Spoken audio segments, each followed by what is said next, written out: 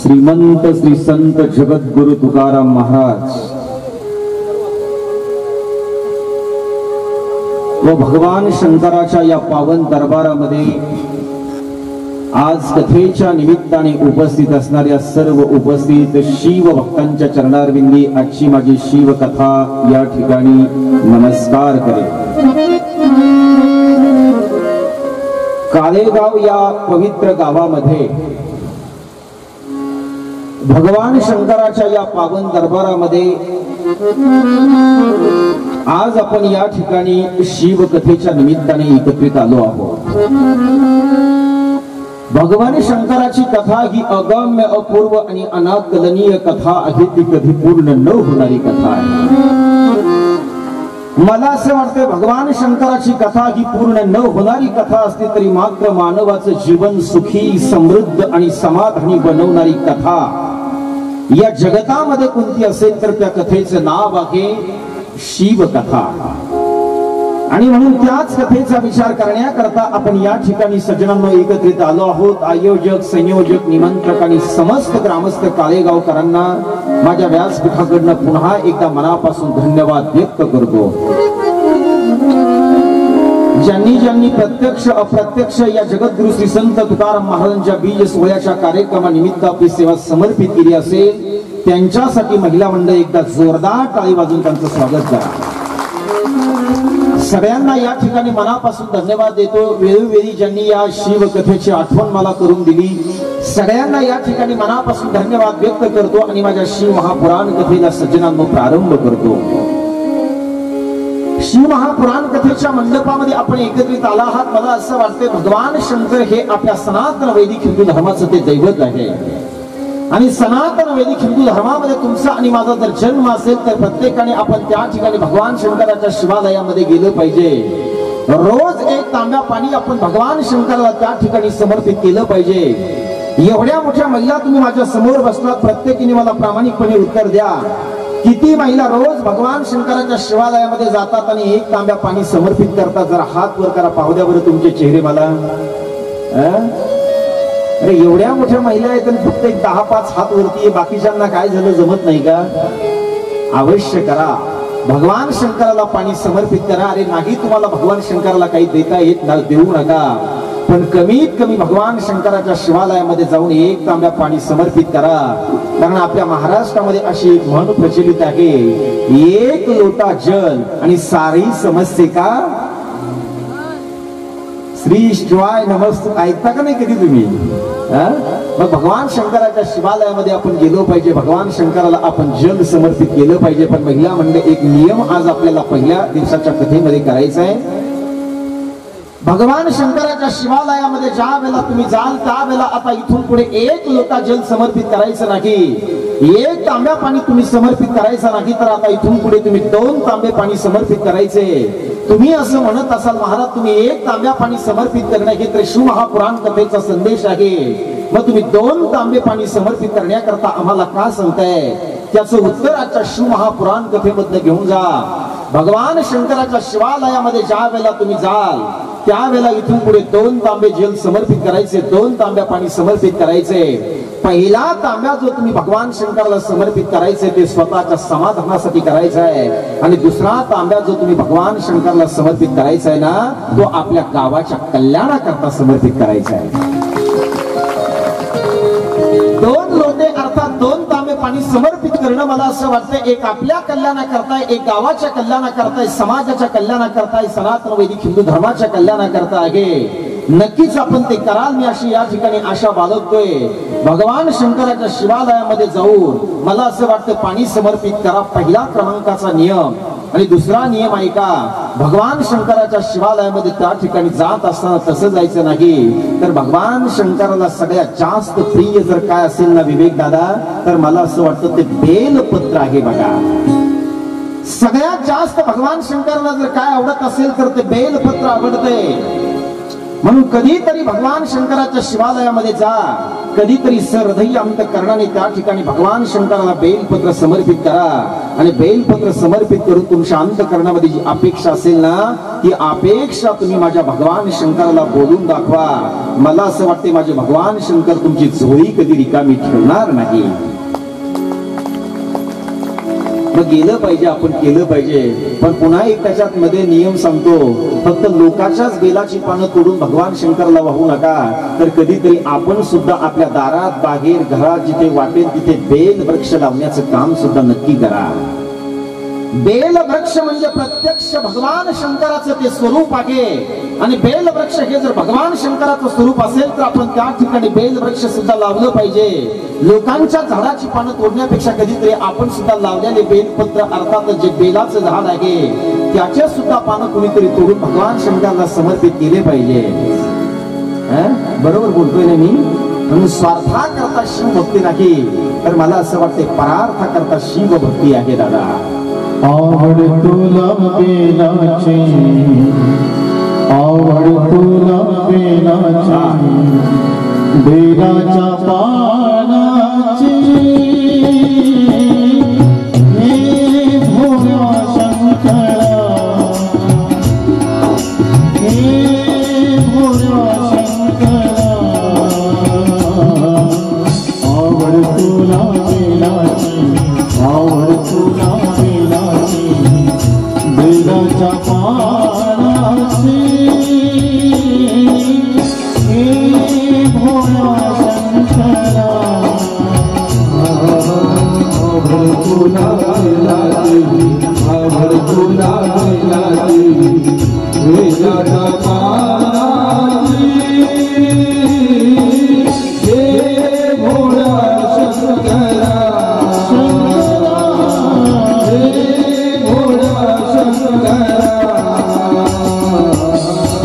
भोलेनाथ आलो तुझ्या द्वारी, कोठे दिसेना पुजारी हो. आवड तुला बेलाची, आवड तुला बेलाची, बेलाच्या पानाची, हे भोळा शंकरा, हे भोळा शंकरा,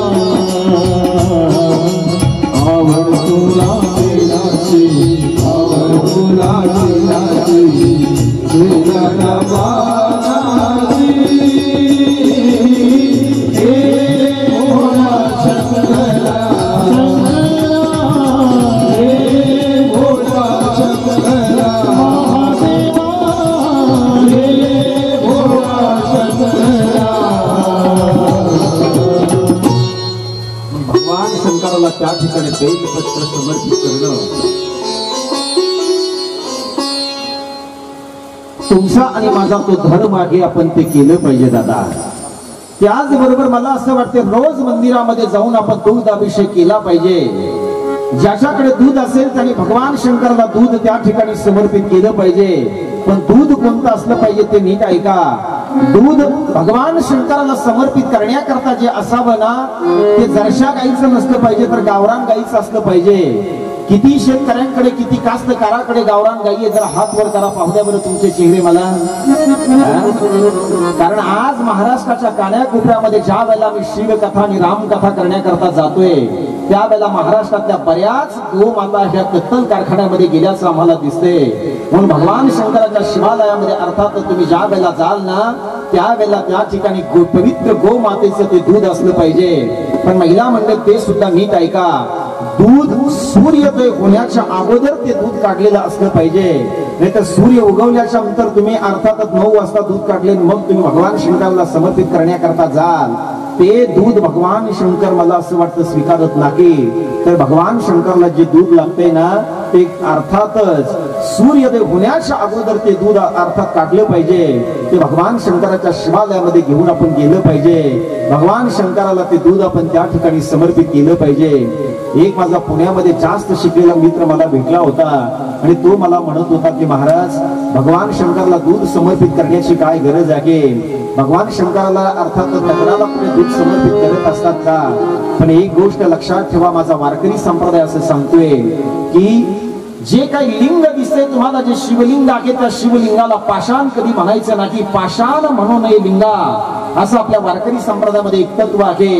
म्हणून ज्या वेळेला तो मला म्हणत होता की महाराज शिवलिंगाला कुठे दूध समर्पित करत असतात का, मी त्याला सांगितलं रे दादा तो ज्याच्या जीवनामध्ये सुख समाधान आणि आनंद मिळावा असं ज्या भारतीय माणसाला वाटत असेल त्याने माझ्या भगवान शंकराला दूध समर्पित केलं पाहिजे. तो जर नित्य नियमाने माझ्या भगवान शंकराला दूध जर समर्पित करत असेल ना तर त्याच्यापासून आनंद सुख आणि समाधान जगात कुणीच हिरावून घेऊ शकत नाही. ही महादेवाची कृपा आहे. आता मध्यंतरी नाशिक मध्ये आमची कथा झाली होती, शिव महापुराण कथा. त्या गावामध्ये असा नियम होता की ते 10,000 लिटर दूध संकलित करायचे होते. पौराणिक जुनं शिव मंदिर होतं. ज्या वेळेला ते 10,000 लिटर दूध संकलित करत होते आणि 10,000 लिटर दूध संकलित केल्यानंतर ते भगवान शंकराला दूध अभिषेक घालत होते. त्यावेळेला तिथे कथा चालू असताना मी सगळ्या कार्यकर्त्यांना माझ्या जवळ बोलवले आणि जवळ बोलवल्याच्या नंतर मी त्यांना सांगितलं, म्हटलं अरे दादा तुम्ही 10,000 लिटर दूध या ठिकाणी संकलित करताय. तुम्ही भगवान शंकराला ते दूध त्या ठिकाणी समर्पित करताय. भगवान शंकराला 10,000 लिटर दुधाची गरज नाही. जे 10,000 लिटर दूध जे तुम्ही संकलित केले ना त्याच्यापैकी 1,000 लिटर दुधाने तुम्ही भगवान शंकराला अभिषेक करा आणि उरलेलं 9,000 लिटर दूध तुम्ही भाविकामध्ये प्रसाद म्हणून त्या ठिकाणी द्या. प्रसाद म्हणून जर तुम्ही दिले तर मला असं वाटतं भाविकाला तो भगवान शंकराचा प्रसाद म्हणून ते ग्रहण करतील. एवढं मोठं दूध सुद्धा तुम्हाला समर्पित करण्याची गरज नाही. तुम्ही 1,000 लिटर दूध जरी समर्पित केलं तरी भगवान शंकर तुमच्यावरती प्रसन्न झाल्याशिवाय राहणार नाही. आणि मी तर असं म्हणेल भगवान शंकराच्या शिवालयामध्ये ज्या वेळेला जातायत ना त्यावेळेला भगवान शंकराला कशाचीही गरज पडत नाही. पण तुमच्या अंतःकरणामध्ये भाव किती सर्वश्रेष्ठ आहे ते मात्र माझे भगवान शंकर विचारल्याशिवाय राहत नाही. भाव अत्यंत महत्वाचा आहे. म्हणून विवेक दादा आपल्या वारकरी संप्रदायामध्ये असं एक प्रमाण आहे ज्याचा भाव शुद्ध झालाय ना माझ्या दादांनो त्याला माझा भगवान शंकर दूर नाही, त्याला देव मात्र दूर नाही. शुद्ध ज्याचा भाव झाला, शुद्ध ज्याचा भाव झाला, शुद्ध ज्याचा भाव झाला, शुद्ध ज्याचा भाव झाला, शुद्ध ज्याचा भाव झाला, शुद्ध ज्याचा भाव झाला, शुद्ध ज्याचा भाव झाला, शुद्ध ज्याचा भाव झाला. दूरी नाही देव त्याला, दूरी नाही देव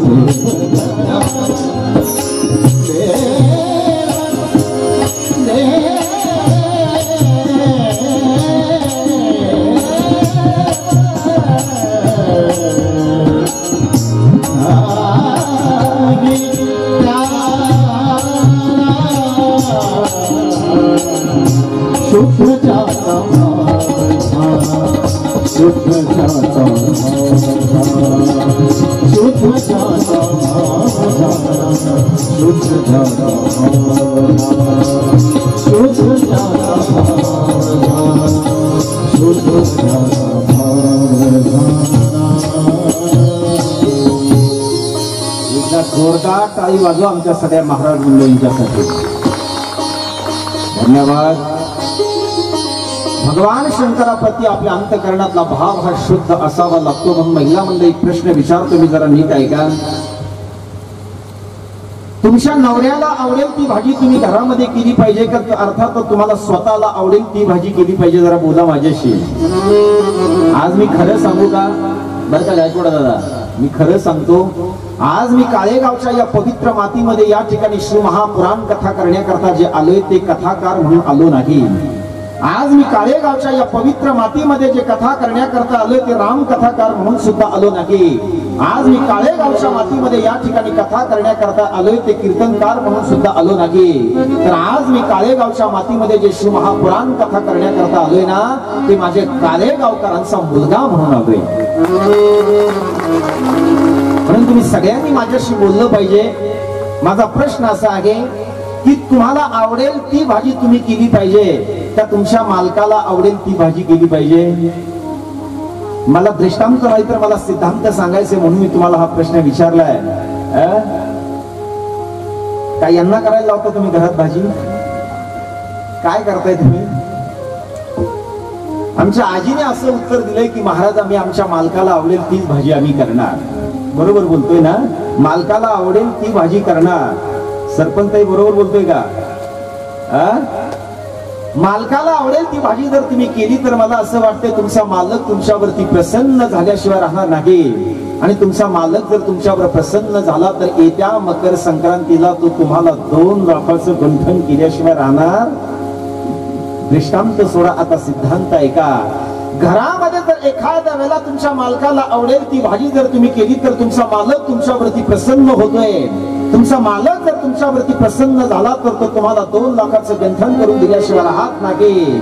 तसं माझ्या देवादिदेव महादेवाला आवडेल तो परमार्थ तुम्ही तुमच्या जीवनामध्ये करा.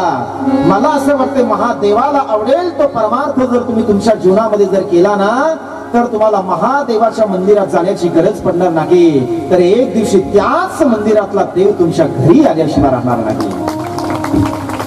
मग मंदिरातला देव आपल्या घरी यावा असं जर तुम्हाला वाटत असेल तर कधीतरी भगवान शंकराच्या शिवालयामध्ये जा. कधीतरी भगवान शंकराला आवडेल ती साधना तुम्ही तुमच्या जीवनामध्ये करा. कधीतरी त्या ठिकाणी बसून ओम नमः शिवाय या मंत्राचा जप करा. कधीतरी त्या ठिकाणी भगवान शंकराच्या शिवालयामध्ये जात असताना कपाळाला भस्माचं त्रिपुंड लावा. अरे भस्माचं त्रिपुंड जर तुम्ही लावलं ना तर भगवान शंकर तुमच्याकडे यम कधी येऊ देत नाही. म्हणून अर्थातच आपण आपल्या जीवनामध्ये भस्म लावला पाहिजे. गळ्यामध्ये पवित्र तुळशीची माळ तर तुम्ही घातलीच पाहिजे, पण त्याच बरोबर गळ्यामध्ये पवित्र रुद्राक्षाची माळ सुद्धा तुम्ही तुमच्या जीवनामध्ये परिधान केली पाहिजे. शैवपंथीय लोक आजही तुम्ही महाराष्ट्राच्या आणि भारताच्या मातीचा विचार करा. तुम्ही तामिळनाडू या प्रांतामध्ये जर गेलात, उत्तर भारतामध्ये जर तुम्ही गेलात, पश्चिम भारतामध्ये जर तुम्ही गेलात तर तिकडे प्रत्येक घरातली माणसं आपल्या कपाळाला त्रिपुंड लावतात, गळ्यामध्ये रुद्राक्षाच्या माळा परिधान करताय. रुद्राक्षाची माळ ही जर तुम्ही गळ्यामध्ये परिधान केली ना तर यम धर्म अर्थात तुमची वाट कधी पाहणार नाही, लक्षात ठेवा. म्हणून गळ्यामध्ये जशी आपण तुळशीची माळ परिधान करतोय तशी रुद्राक्षाची माळ सुद्धा परिधान करा. भगवान शंकराचं लक्ष तुमच्याकडे केंद्रित झाल्याशिवाय राहणार नाही. एखाद्या वेळेला जर सोनं गोपाल दादा तुम्ही तुमच्या गळ्यामध्ये जर परिधान केलं तर मला असं वाटतं चोराचं लक्ष तुमच्याकडे गेल्याशिवाय राहणार नाही. पण गळ्यामध्ये जर तुम्ही रुद्राक्षाची माळ जर परिधान केली ना तर माझ्या देवादिदेव महादेवाचं लक्ष तुमच्याकडे लागल्याशिवाय राहणार नाही. महादेवाचं लक्ष तुमच्याकडे लागावं असं तुम्हाला का वाटू नाही दादा? ते वाटलं पाहिजे. पण भगवान शंकराची भक्ती करत असताना आपण सर्वही अंतःकरणाने ती भक्ती केली पाहिजे. स्वच्छ अंतःकरणाने ती भक्ती आपण आपल्या जीवनामध्ये केली पाहिजे. अर्थातच भाव भक्ती श्रद्धा युक्त अंतःकरणाने माझ्या जगद्गुरु तुकाराम महाराजांनी सुद्धा येलेश्वराचं पूजन केलं होतं. येलेश्वर हे भगवान अर्थात जगद्गुरु श्री संत तुकाराम महाराजांचं दैवत आहे. बीज सोहळ्या निमित्त तुम्ही हा उत्सव करतायत ना, मग मला जसं जसं आठवेल तसं तसं महाराजांचं सुद्धा जीवन चरित्र मी आपल्या समोर मांडण्याचं काम करणार आहे. मग मी सकाळी प्रस्तावनेमध्ये बोललोय, उभा महाराष्ट्र अर्थात जगद्गुरु तुकोबारांचे पवाडे गातात, यामध्ये तर आम्हाला आनंद आहे. ज्ञान गंगेच्या या अभय अरण्यामध्ये सुद्धा जगद्गुरु तुकोबारांचा सोहळा तुम्ही साजरा करताय, म्हणून काळेगावकरांना माझ्या व्यासपीठावरून पुन्हा पुन्हा नमन असेल दादा. काय भाग्यवान माती आहे तुमची. किती अंतर आहे महाराजांचं आणि महाराजांच्या देहूचं आणि तुमचं. एवढं अंतर असूनही तुम्ही, मला असं वाटतं, महाराजांचा बीज सोहळा या ठिकाणी साजरा करताय. ही फार मोठी भाग्याची गोष्ट आहे, फार मोठा आनंदाची गोष्ट आहे. म्हणून वारकरी संप्रदायामध्ये विवेकदादा असं एक प्रमाण आहे. जगद्गुरु श्री संत तुकाराम महाराजांचं नाव जरी तुम्ही घेतलं, तुम्हाला एक वाक्य याच्यामधला आणखी एक सिद्धांत जाता जाता सांगतोय. जगद्गुरु श्री संत तुकाराम महाराजांचं जे नाव आहे ना, ते भगवान शंकराच्या नावाची बरोबरी करणारं ते नाव आहे. पण भगवान शंकराचं नाव घेतल्याचं पुण्य एका बाजूला आहे आणि माझ्या जगद्गुरु श्री संत तुकाराम महाराजांचं नाव घेतलेलं पुण्य एका बाजूला आहे. जगद्गुरु श्री संत तुकाराम महाराजांचं नाव एका पारड्यामध्ये ठेवा आणि भगवान शंकराचं नाव एका पारड्यामध्ये ठेवा. भगवान शंकराचं जे नाव तुम्ही एका पारड्यामध्ये ठेवलंय ना, त्या नावाची बरोबरी करणारं नाव या हिंदुस्थान मध्ये कोणतं असेल तर त्या नावाचं नाव आहे विश्ववंद्य जगद्गुरु तुकाराम महाराज.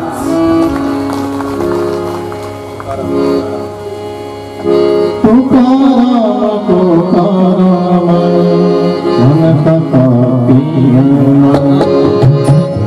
तुकाराम तुकाराम म्हणता पिया, तुकाराम तुकाराम नाम घेता पिया, तुकाराम तुकाराम नाम घेता पिया, तुकाराम तुकाराम नाम घेता पिया,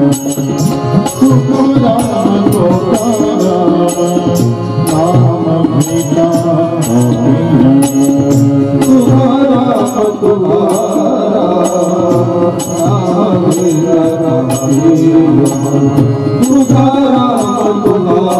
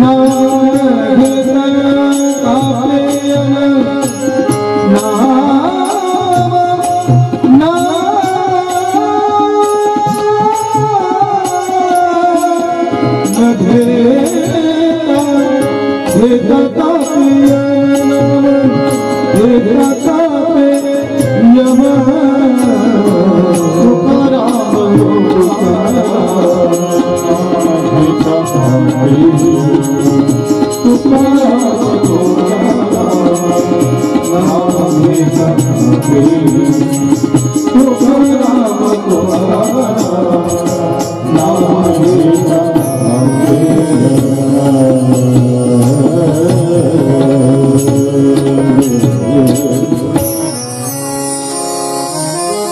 जगद्गुरु श्री संत तुकाराम महाराज ज्या वेळेला देहू गावामध्ये जन्माला आले, त्यावेळेला लहानशे मोठे त्याच गावामध्ये ते झाले. व जगद्गुरु श्री संत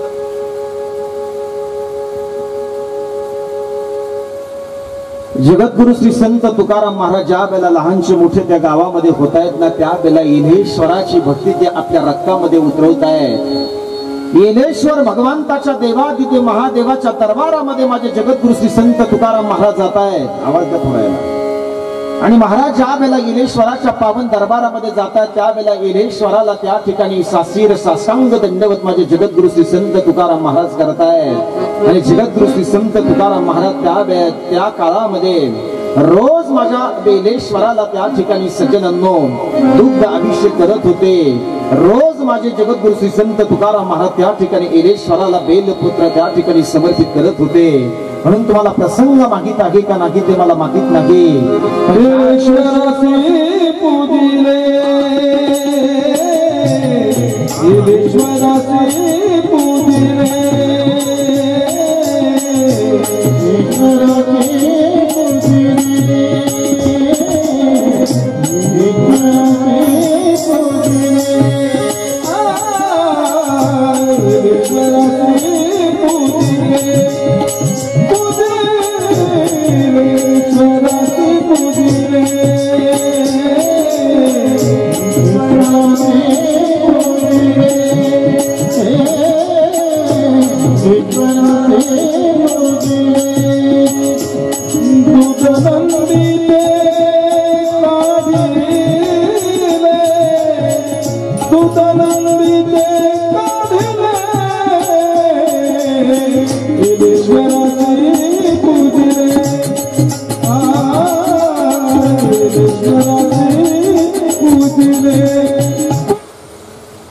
जगद्गुरु श्री संत तुकाराम महाराज सज्जनांना वैकुंठाला जात आहेत। ते भागीरथीला न सांगता जात आहेत। भागीरथी ही त्यांच्या कन्येचं नाव आहे बरं का, लक्षात ठेवा।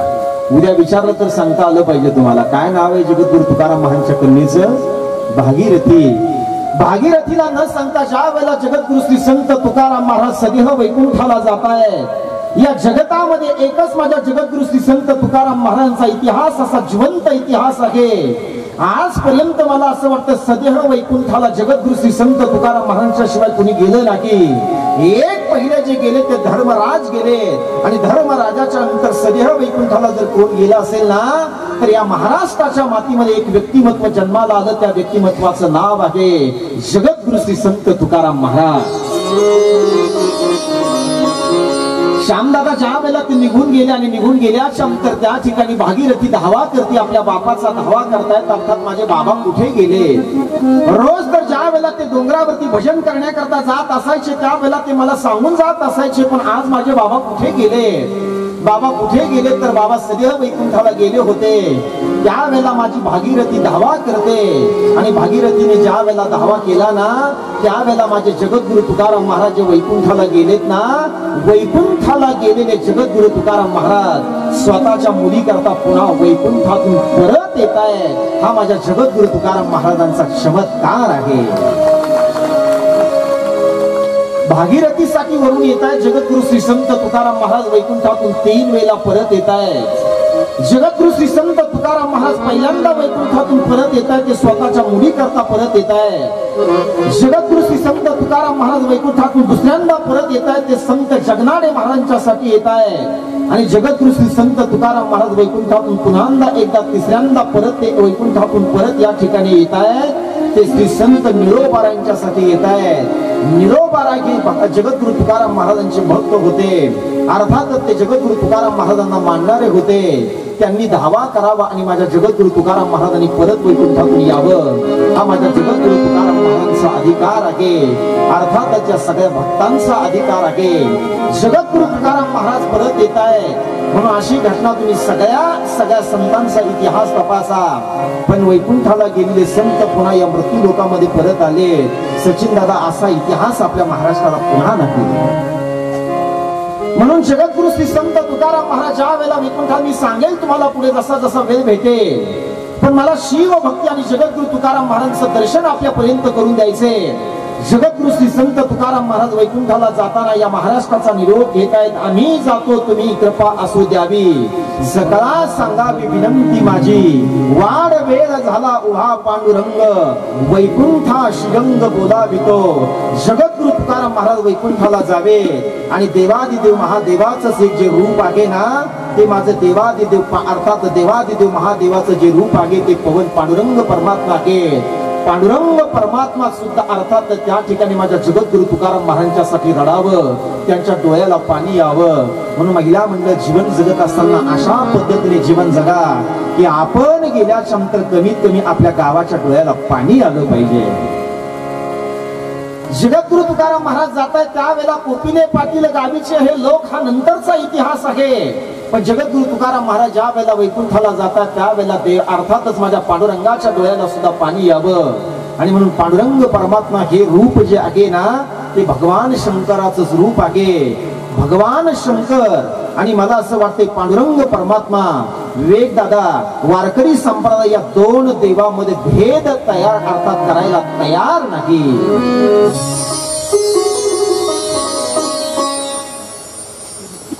म्हणून वारकरी संप्रदाय आपल्याला हे शिकवतोय की पांडुरंगाची भक्ती जर तुम्ही करत असाल तर ती भगवान शंकराला मान्य आहे, आणि भगवान शंकराची भक्ती जर तुम्ही करत असाल तर ती पांडुरंगाला मान्य आहे. की पांडुरंगाची भक्ती करत असाल तर ते भगवान शंकर स्वीकार करताय.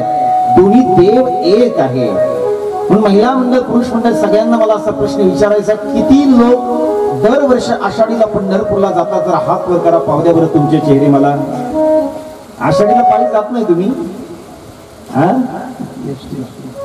बस नाही देवा दादा असं कसं करायचं बा?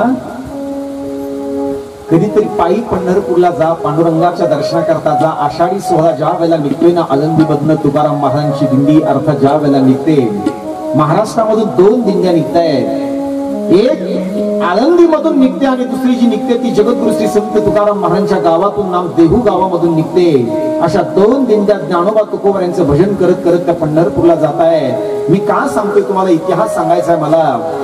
तुम्ही पंढरपूरला ज्या वेळेला जाल आणि पांडुरंगाच्या समोर ज्या वेळेला तुम्ही उभा राहाल ना, त्यावेळेला पांडुरंगाच्या समोर उभा राहिल्याच्या नंतर पांडुरंगाला तुम्ही नखशिखांत निहाळा. पांडुरंगाचं ज्या वेळेला तुम्ही दर्शन करण्याकरता जाल आणि मला एका बाजूला असा स्वाभिमान वाटतोय आनंद दादा, स्वाभिमान असा आहे तुम्ही अनेक श्रीमंत देवळामध्ये जा, देवाच्या देवळामध्ये जा, तुम्हाला हात लावून दर्शन तुम्हाला कुठे भेटणार नाही. पण माझ्या पांडुरंगाच्या मंदिरात जर गेलात ना तर मात्र तुम्हाला हात लावून दर्शन भेटल्याशिवाय राहणार नाही. हात लावून दर्शन आहे. माझ्या आळंदीमध्ये जा, माझ्या तुकोबारांच्या मंदिरामध्ये जा, तुम्हाला त्या ठिकाणी स्पर्श करून दर्शन आहे. आणि मला असं वाटतंय पैशाने आणि सोन्या नानाने बालाजी श्रीमंत असेल, पण बेला फुलाने राजी होणारा जर कोणता देव असेल तर तो माझा विठोबा आणि पांडुरंग परमात्मा हे आपल्याला मान्य करावं लागेल. म्हणून कधीतरी ज्या वेळेला तुम्ही पंढरपूरला जाल त्यावेळेला माझ्या पांडुरंगाच्या समोर उभे राहा. पांडुरंगाच्या समोर उभे राहिल्याच्या नंतर प्रत्यक्ष पांडुरंग परमात्म्याचं दर्शन घ्या. आणि पांडुरंग परमात्म्याचं ज्या वेळेला तुम्ही दर्शन घ्याल ना त्यावेळेला पांडुरंग परमात्म्याच्या डोक्याकडे लक्ष द्या. पांडुरंग परमात्म्याने स्वतः आपल्या डोक्यावरती त्या ठिकाणी सज्जनांनो देवादिदेव महादेवाला त्यांनी धारण केलेले आहे. याचा अर्थ असा आहे की पांडुरंग परमात्मा हे महादेवाचे निस्सिम भक्त आहेत, किंवा ते दोन्ही अर्थात पांडुरंग परमात्मा भगवान शंकराला म्हणतायत. तर पांडुरंगाची पहिले वारकरी जर या देशातले कोण असेल तर ते पांडुरंगाचे पहिले वारकरी या देशातले माझे भगवान भोले बाबा आहेत ना, भगवान शंकर आहे. वारीला एकटे गेले नाही तर ते जोडीने जात होते. म्हणून मी सकाळी एक प्रश्न उपस्थित केला होता. आज या ठिकाणी जे शिव महापुराण कथा ऐकण्याकरता आले जोडीने किती आले? सांगितलं होतं ना सकाळी मी. जोडीने नाही आले तुम्ही? जोडीने या, जोडीने येऊन या ठिकाणी शिव महापुराण कथा श्रवण करा. मला असं वाटतंय एकट्याने ऐकण्याचा विषय म्हणजे भगवान शंकराचं जीवन नाही, तर जोडीने ऐकणं म्हणजे भगवान शंकराचं अर्थात ते जीवन आहे. ते आपण जीवन अनुभवा, आपण त्या जीवनाचा इतिहास स्वीकारा. मला असं वाटतंय सती आणि भगवान शंकर आणि पार्वती माता आणि भगवान शंकर यांच्या जीवनाचं जीवन अमृत जर तुम्ही स्वीकारलं आणि या ठिकाणी जर प्राशन करून जर गेलात ना तर छातीला हात लावून या कथा मंडपामध्ये तुम्हाला शब्द देतो, मरेपर्यंत तुमचं आणि तुमच्या मालकाचं भांडण कधी होणार नाही. लक्षात ठेवा, मालकाचं भांडण होत सचिन दादा काय झालं, सकाळी माझ्या एका मित्राचा फोन आला होता आणि मित्राचा फोन ज्या वेळेला आला त्यावेळेला तो मित्र मला म्हणतो, काय करावं महाराज, असं झालंय की माझी बायको रोज मला भांडे घासायला लावते म्हणे. काय करते? रोज मला भांडे घासायला लावते. त्यावेळेला तो माझा मित्र वैतागला आणि मित्र ज्या वेळेला वैतागला ना त्यावेळेला त्यांनी सासरवाडीला सासऱ्याला फोन केला आणि सासऱ्याला फोन केल्या चमत्या सासरे भावाला बोलतोय, अहो सासरे भावा तुमच्या मुलीला काहीतरी सांगा ना, रोज मला ती भांडे घासायला लावते. ज्या वेळेला फोन चालू होता ना सासरे बोला, त्यावेळेला सासरे भावा म्हणताय, जावाई बापू फोन ठेवा, माझे 2 भांडे घासायची शिल्लक राहिली.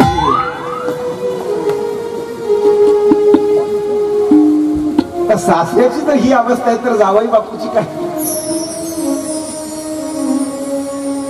जोडीने या ठिकाणी आलं पाहिजे, जोडीने या ठिकाणी येऊन आपण या ठिकाणी शिवमहापुराण कथा श्रवण केली पाहिजे. शिवमहापुराण कथा मला असं वाटतं सज्जनानं तुमच्या जीवनातलं हरवलेलं समाधान बहाल करणारी कथा आहे. सुख समाधान आणि शांती प्रदान करणारी कथा या विश्वामध्ये जर कोणती असेल तर त्या कथेचं नाव आहे शिवमहापुराण कथा. आणि म्हणून त्याच पावन मंडपामध्ये आपण या ठिकाणी एकत्रित आलो आहोत. सज्जनांनो, मी सांगत होतो काही नियम मला या ठिकाणी सांगायचे. भगवान शंकराच्या शिवालयामध्ये जात असताना आपण रोज त्या ठिकाणी गेलं पाहिजे आणि रोज त्या ठिकाणी जाऊन आपण दिवा भगवान शंकराच्या शिवालयामध्ये लावला पाहिजे. आपल्या जीवनामध्ये आनंदाची तेजोमय प्रभा सदैव उजळावी असं जर तुम्हाला वाटत असेल ना महिला मंडळ, तर इथून पुढे तुम्ही आता 3 दिवे लावायला सुरुवात करा. ऐका, सांगतो मी, तुमच्या हिताचं सांगतोय, माझ्या डोक्यातलं नाही तर शिवमहापुराण कथेतलं मी तुम्हाला सांगतोय. 3 दिवे लावायचे. महाराज आम्ही 3 दिवे का लावायचे, कशा करता लावायचे? तुम्हाला आरोग्य मिळावं, तुम्हाला धन मिळावं, तुम्हाला ऐश्वर मिळावं, अर्थातच त्या सगळ्या गोष्टी तुम्हाला मिळाव्यात असं जर तुम्हाला वाटत असेल तर रोज तुम्ही भगवान शंकराच्या शिवालयामध्ये गेलं पाहिजे. भगवान शंकराला तुम्ही दिवा लावला पाहिजे. भगवान शंकराला रोज नित्य नियमाने 1 दिवा लावायचा. ज्या वेळेला तुम्ही घरामध्ये प्रवेश कराल त्यावेळेला घरामध्ये जात असताना तुमच्या दरवाजाच्या समोर उजव्या हाताने तुम्ही 1 दिवा लावला पाहिजे, 2. आणि तुमच्या दारामध्ये जर तुळशी वृंदावन असेल तर त्या तुळशीला सुद्धा तुम्ही दिवा लावला पाहिजे, 3. या 3 ठिकाणी जर तुम्ही दिवा लावला ना तर मरेपर्यंत तुमच्या घरातील लक्ष्मी कधी कमी होणार नाही, लक्षात ठेवा. आपल्या घरात लक्ष्मी कमी होऊ नये असं तुम्हाला वाटत असेल तर आणखी एक उपाय मी या ठिकाणी शिवमहापुराण कथेतला तुम्हाला सांगणार आहे. मी तसे बरेच उपाय तुम्हाला सांगणार आहे, पण आज प्रस्तावनेमध्ये मला हा उपाय तुम्हाला सांगावा लागेल. तुम्हाला आरोग्य मिळावं, तुम्हाला धन मिळावं आणि तुमचं धन घरातलं कमी होऊ नये असं जर तुम्हाला वाटत असेल आणि आपल्या मुलाचं एखाद्या वेळेला मुलीचं लग्न जमत नसेल तर काय केलं पाहिजे तो सुद्धा उपाय ऐकून ठेवा. धोत्र्याचं फूल माहिती ना तुम्हाला? धोत्र्याचं फूल, ते धोत्र्याचं फूल तुम्ही घ्यायचं. अर्थातच रात्री 12 वाजता तुम्ही भगवान शंकराच्या मंदिरामध्ये जायचं. भगवान शंकराच्या मंदिरामध्ये गेल्याच्या नंतर ते धोत्रा तुम्ही भगवान शंकराला त्या ठिकाणी समर्पित करायचा. धोत्रा समर्पित केल्याच्या नंतर त्या ठिकाणी बाहेर यायचे. बाहेर आल्याच्या नंतर 20 मिनिट तुम्ही ओम नमः शिवाय या मंत्राचा जप करायचा आहे. आणि ओम नमः शिवाय या मंत्राचा जप केल्याच्या नंतर 20 मिनिट पूर्ण झाले की तो धोत्राचं फुल त्या ठिकाणी घ्यायचं. एक लाल वस्त्र तुम्ही त्या ठिकाणी घ्यायचं. लाल वस्त्र घेतल्याच्या नंतर त्या लाल वस्त्रामध्ये ते अर्थात धोत्र्याचं फुल तुम्ही त्या ठिकाणी बांधायचं, त्याला बंदिस्त करायचे आणि तुमच्या घरामध्ये तुम्ही त्या ठिकाणी ते एका कोपऱ्यामध्ये लिहून ते त्या ठिकाणी बांधायचे. शिवमहापुराण कथेचा शब्द तुम्हाला व्यासपीठावरून देतो, मरेपर्यंत तुमच्या घरातली लक्ष्मी आणि धन ऐश्वर्य कधी कमी होणार नाही. पण प्रयोग तर करा ना. प्रयोग करायचा नाही, नको त्या लोकांच्या दारामध्ये जायचे, अर्थात नको त्याला भीक मागायची. मी तर असं म्हणेल, लोकांना भीक मागण्याची तुम्हाला गरज नाही, कारण आपण अशा देवादिदेव महादेवांच्या कुळामध्ये जन्माला आलो आहोत की तो आपल्याला भरून अर्थात त्या ठिकाणी भरून आपल्या झोळीमध्ये टाकल्याशिवाय राहणार नाही. म्हणून वारंवार मी महाराष्ट्रामध्ये रामकथेत आणि शिवमहापुराण कथेमध्ये सांगत असतो, माझ्या भगवान शंकराला नेहमी मी प्रार्थना करत असतो की भोले बाबा, माझ्या कथेमध्ये जे येतील ना त्या माझ्या बहिणीची कूस कधी खाली ठेवू नको आणि माझ्या भावाचा खिसा कधी रिकामा ठेवू नको.